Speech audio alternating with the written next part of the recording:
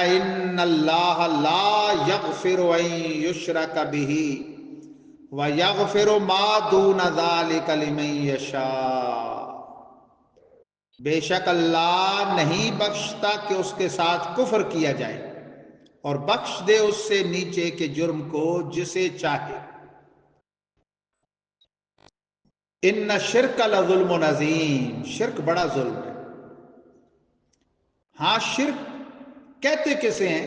نبی یا ولی کی تعظیم کو نہیں کہتے، جیسے وہابیہ نے ایک تسبیح ہاتھ میں رکھی ہوئی ہے، ایک دانہ گراتے ہیں شرک، دوسرا گراتے ہیں بدعت۔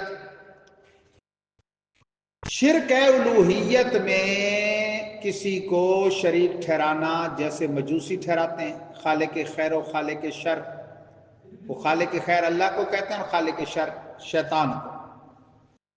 یا بتوں کے پجاری اللہ کی عبادت میں دوسروں کو شریک ٹھہراتے ہیں، بتوں وغیرہ، یہ شرک ہے۔ متفقن علیہ درسی کتاب شرح عقائد نسفیہ میں لکھے الاشراک ہوا اثبات الشریک فی الالوہیہ بمعنی واجب الوجود کمال المجوس، او بمعنی استحقاق العبادت کمال عبادت الاصنام۔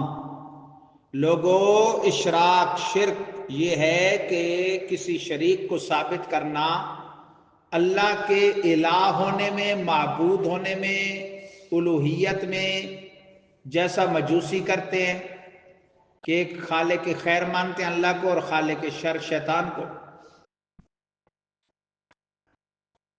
بمعنی واجب الوجود، کہ جیسے اللہ کا ہونا ضروری ہے اسی طرح اس دوسرے شریک کا ہونا بھی معاذ اللہ ضروری ہے، یہ شرک ہے۔ یا اس طور پہ بمعنی استحقاق العبادت ہے، کہ جیسے اللہ مستحق عبادت ہے، یہ بت یا یہ مورتی یا فلان چیز یہ بھی مستحق عبادت ہے، جیسے بتوں کے پجاری کرتے ہیں کمال عبادت الاصنام۔ اس کے علاوہ شرک نہیں ہوتا۔ داتا ہونا شرک نہیں، غوث ہونا شرک نہیں، اللہ کی عطا سے مشکل کشا ہونا شرک نہیں۔